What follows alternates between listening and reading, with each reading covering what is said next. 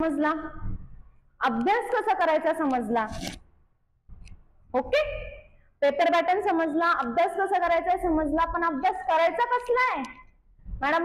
किती वेळचा सांगताय असा अभ्यास करा, एवढ्या मार्क्सचे क्वेश्चन येणार आहे, एवढे थेरी क्वेश्चन्स, एवढे न्यूमरिकल्स करा, डेरिव्हेशन करा, थेरी करा, कशाचे काय कसला अभ्यास करायचा आहे? पडलाय ना प्रश्न. चला तर मग 12वीच्या सिलेबसला इंट्रोड्यूस करूया. आपल्या सिलेबस मध्ये 12च्या फिजिक्सच्या सिलेबसला 6 युनिट्स मध्ये डिवाइड केलाय. ओके, युनिट 1 फर्स्ट युनिट जे आहे unit 1 is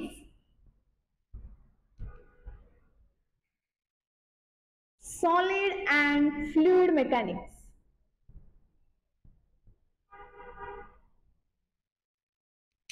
unit 1 is the solid and fluid mechanics. याच्यामध्ये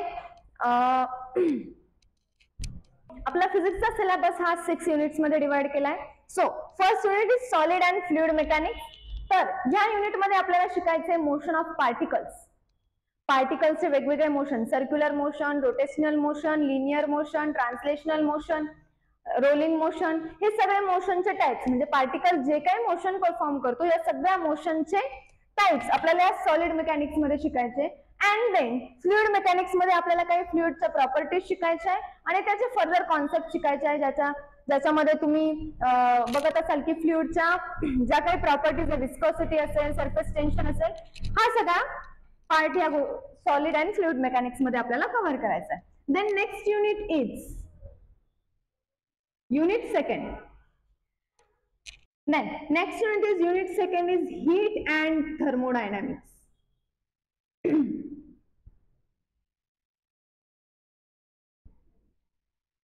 second unit is heat and thermodynamics. Heat and thermodynamics मध्ये आपल्याला हीटच्या प्रॉपर्टीज, ह्या प्रॉपर्टीज शिकत असताना त्यांचं थर्मोडायनामिकल बिहेवियर हे सगळं या टॉपिक मध्ये शिकायचंय. देन युनिट थर्ड युनिट मध्ये आपल्याला शिकायचंय waves and oscillations.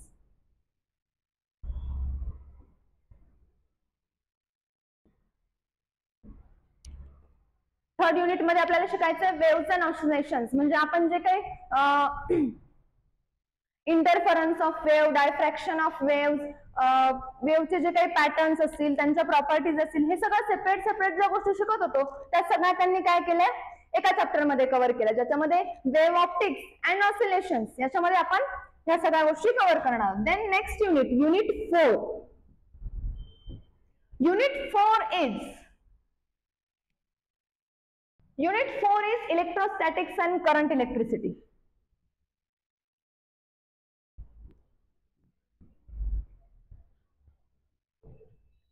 Electrostatics and current electricity. Electrostatics and current electricity हे आपण 11वीला शिकलोय. 11वीचा सिलेबस आपल्याला पुढे घेऊन जायचं आहे. ते टॉपिक्स आपल्याला इन डिटेल 12वीला शिकायचे, most of the topics. So हा टॉपिक तिथूनच येतो, इलेक्ट्रोस्टॅटिक्स आणि करंट इलेक्ट्रिसिटी. इलेक्ट्रोस्टॅटिक्स जो आपण 11वीत गॉस लॉ वगैरे इथे जो टॉपिक सोडला होता, गॉस लॉ जिथे आपण शिकलो, तिथून पुढे आता आपल्याला इकडे इलेक्ट्रोस्टॅटिक्स मध्ये शिकायचंय. त्यानंतर करंट इलेक्ट्रिसिटी जे 11वी मध्ये आपण करंट इलेक्ट्रिसिटी जे 11वी मध्ये आपण series combination, parallel combination, cells in series and parallel हे जे काही आपण बघितलं, तिथून पुढे आता आपल्याला कंटिन्यू करायचं. आपल्याला करायचं नेटवर्क सिस्टीम्स, म्हणजे Kirchhoff's law, Kirchhoff's current law, Kirchhoff voltage law, KVL, KCL, हे सगळे लॉज आपल्याला 12वी मध्ये शिकायचे. ओके, सो 11वी मधून इलेक्ट्रोस्टॅटिक्स अँड करंट इलेक्ट्रिसिटी पुढे कंटिन्यू झालाय. Okay, then unit 5. Unit 5 is electromagnetism or electromagnetics.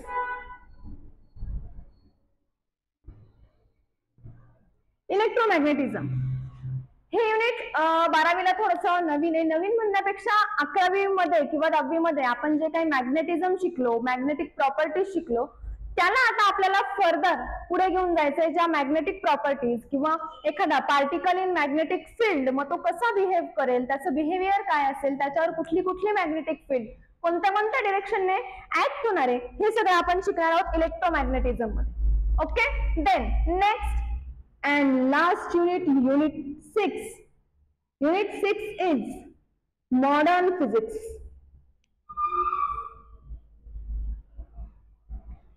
Modern physics.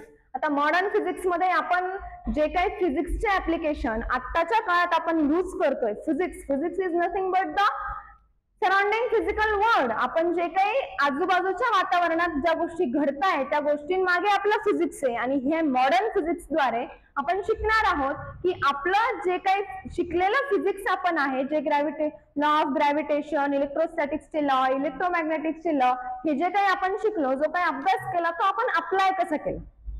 Okay, फक्त शिकून उपयोग नाही ना, जे काही ज्ञान आपण घेतलं ते अप्लाय केलं पाहिजे, त्याचं ऍप्लिकेशन असेल तर ते फ्रुटफुल आहे. सो त्याचं ऍप्लिकेशन आपण कसं केलं, ते लॉज आपण कसे अप्लाय केले आणि त्या लॉज अप्लाय करून आपलं जे फिजिक्स मॉडिफाय झालंय, ज्या कॉन्सेप्ट मॉडिफाय झालाय, हे आपण सगळं बघणार आहोत मॉडर्न फिजिक्स मध्ये. So this is the whole syllabus of 12th HSC board physics. 12वीच्या फिजिक्स मध्ये तुम्हाला ह्या 6 युनिट मध्ये तुमचा सिलेबस डिवाइड करून दिलाय. आता ह्या 6 युनिट्स मध्ये वेगवेगळे ह्या 6 युनिट्स मध्ये वेगवेगळे 16 चॅप्टर्स, 16 चॅप्टर्स. या 16 चॅप्टर्स मध्ये हा सगळा सिलेबस, हे सगळे युनिट्स तुम्हाला ओव्हरलॅप दिसतील. प्रत्येक युनिट मध्ये 2-2, 3-3 चॅप्टर ह्या युनिटशी रिलेटेड आहेत. सो आता आपण बघूया की त्या युनिट्स मध्ये, त्या चॅप्टर मध्ये कोणते कोणते टॉपिक्स आहे, कुठले कुठले चॅप्टर्स आहे आणि ते चॅप्टर्स किती मार्क्सला बोर्डला विचारले जातात, म्हणजे चॅप्टर वाईज वेटेज. सो चला तर मग बघूया आता चॅप्टर वाईज वेटेज. तर आपल्या 6 युनिट्स मध्ये हे 16 चॅप्टर्स जे आहेत ते 16 चॅप्टर काय केले, डिवाइड केले. सो फर्स्ट चॅप्टर आपला आहे रोटेशनल डायनामिक्स. रोटेशनल डायनामिक्स हा चॅप्टर येतो 7 मार्क्सला with option. Rotational dynamics is for 7 marks with option. Without option हा येतो 5 मार्क्सला. ओके, देन नेक्स्ट चॅप्टर आहे तुमचा mechanical properties of fluid. So mechanical properties of fluid हा सुद्धा चॅप्टर आहे तुमचा 7 मार्क्सला विथ ऑप्शन. विदाउट ऑप्शन हा सुद्धा चॅप्टर आहे 5 मार्क्स. ओके, नेक्स्ट चॅप्टर आहे तुमचा kinetic theory of gases and radiation. हा सुद्धा चॅप्टर 7 मार्क्सला येतो with option 7 marks. Then next chapter येतो तुमचा थर्मोडायनामिक्स. थर्मोडायनामिक्स सुद्धा तुमचा येणार आहे 7 मार्क्सला विथ ऑप्शन आणि विदाउट ऑप्शन 5 मार्क्स. हे जे 4 चॅप्टर आहे, first 4 chapters rotational dynamics, mechanical properties of fluids, kinetic theory of gases and radiation and thermodynamics, most weighted chapter and most important chapters. Most weighted chapter and most important chapters. ह्या 4 चॅप्टरचा अभ्यास तुम्ही करताय तर तुमचे 28 marks secure होतात. From 70 marks तुमचे 28 marks ह्या 4 chapter मध्ये सिक्युअर होत आहेत. So most important chapter and most weighted chapter. Then 5th chapter आहे तुमचा वेव्हज अँड ऑसिलेशन्स मधून ऑसिलेशन्स. हा चॅप्टर येतो तुमचा विथ ऑप्शन 5 मार्क्सला. देन नेक्स्ट 6th चॅप्टर येतो सुपरपोजिशन ऑफ वेव्हज. हा येतो तुमचा 6 मार्क्सला. या चॅप्टरचा वेटेज आहे 6 marks with option. Without option it is for 4 marks, with option it is for 6 marks. याच्यानंतर चॅप्टर येतो तुमचा wave optics. Wave optics is also for 7 marks with option. जसे तुमचे पहिले 4 चॅप्टर्स 7 मार्क्स इच, तसाच तुमचा वेव्ह ऑप्टिक्स हा सुद्धा 7 मार्क्सचा चॅप्टर आहे. Most weighted, most important chapter आहे. ह्या चॅप्टरचा सुद्धा तुम्ही परफेक्ट अभ्यास केला तर हा चॅप्टर सुद्धा तुम्हाला फुल मार्क्स देऊन जातो. So next chapter is electrostatics. Electrostatics is for 6 marks. Electrostatics is for 6 marks. Then तुमचा येतो current electricity. It is also for 6 marks with option. With option सांगते मी. इलेक्ट्रोस्टॅटिक्स सुद्धा तुमचा येतो 6 मार्क्सचा आणि करंट इलेक्ट्रिसिटी सुद्धा येतो 6 मार्क्सचा. याच्यानंतर चॅप्टर येतो तुमचा magnetic field due to electric current. हा चॅप्टर येतो तुमचा 6 मार्क्स साठी. Magnetic field due to electric current हा चॅप्टर येतो तुमचा 6 मार्क्स साठी विथ ऑप्शन. आणि त्याच्यानंतर येतो मॅग्नेटिक मटेरियल्स. त्याच्यानंतर येतो magnetic materials, it is for 5 marks with option. हा चॅप्टर येतो 5 मार्क्स साठी विथ ऑप्शन. याच्यानंतर परत एक तुमचा मोस्ट वेटेड चॅप्टर येतो मॅग्नेटिक इंडक्शन, इलेक्ट्रोमॅग्नेटिक इंडक्शन. हा सुद्धा तुमचा येतो 7 मार्क्स साठी. ओके. याच्यानंतर तुमचा चॅप्टर येतो एसी करंट. एसी करंट हा सुद्धा येतो 6 मार्क्स साठी विथ ऑप्शन. त्याच्यानंतर तुमचा चॅप्टर येतो dual nature of matters. Dual nature of matters हा चॅप्टर येतो 5 मार्क्स साठी विथ ऑप्शन. याच्यानंतर तुमचा चॅप्टर येतो structure of atoms and nuclei. Structure of atoms and nuclei सुद्धा येतो तुमचा 6 मार्क्सला विथ ऑप्शन. आणि त्याच्यानंतर लास्ट चॅप्टर तुमचा 16 नंबरचा चॅप्टर येतो सेमीकंडक्टर डिव्हाइसेस. हा चॅप्टर येतो तुमचा 5 मार्क्स साठी. Semiconductor devices most important chapter, most easy chapter, जो तुमचे 5 मार्क्स सिक्युअर करतो. ओके. सो पहिले 4 चॅप्टर 7 मार्क्स इच. त्याच्यानंतरचे जे काही 5 आणि 6 मार्क्सचे वेटेज आहे विथ ऑप्शन. ओके. सो या पद्धतीने तुमचं आहे चॅप्टर वाईज वेटेज, जे तुम्हाला एक्झाम पॉइंट ऑफ व्ह्यूने खूप जास्त इम्पॉर्टंट आहे की कुठल्या चॅप्टरचा किती अभ्यास करायचा व कुठला चॅप्टर किती मार्क्स साठी येणार आहे, कुठले 2 चॅप्टर 3 चॅप्टर 4 चॅप्टर आपल्याला जास्तीत जास्त मार्क्स सिक्युअर करून देणार. ओके. सो आता आपण जर विचार केला मोस्ट ऑफ द मार्क्स आपल्याला जास्तीत जास्त मार्क्स सिक्युअर करायचे असतील तर कसा अभ्यास करायचा, कसं जायचं, कुठल्या चॅप्टरला जास्तीत जास्त इम्पॉर्टन्स द्यायचं. 16 चॅप्टर आहेत. 16 चे 16 चॅप्टर आपण पूर्ण थ्रू आउट नाही करू शकत आउट ऑफ मार्क्स नाही. सो आपल्याला एक स्ट्रॅटेजी बनवायची की जास्तीत जास्त कुठले चॅप्टर कव्हर करायचे जे आपल्याला जास्तीत जास्त मार्क्स मिळवून देतील, कुठले चॅप्टर जास्तीत जास्त कव्हर करायचे जे आपल्याला जास्तीत जास्त मार्क्स मिळवून देतील, ज्याचा अभ्यास आपल्याला करता येईल, जेणेकरून आपल्याला जास्तीत जास्त मार्क्स स्कोर करायला मदत होईल. सो पहिले जर तुम्ही 4 चॅप्टर बघितले तर हे 4 चॅप्टर 7 मार्क्स इच. प्रत्येक चॅप्टरला 7 मार्क्स आहे, म्हणजे हे तुमचे झाले 28 marks. Okay. Out of 70. Then तुमचा एक येतो वेव्ह ऑप्टिक्स, तो सुद्धा 7 मार्क्सचा आहे.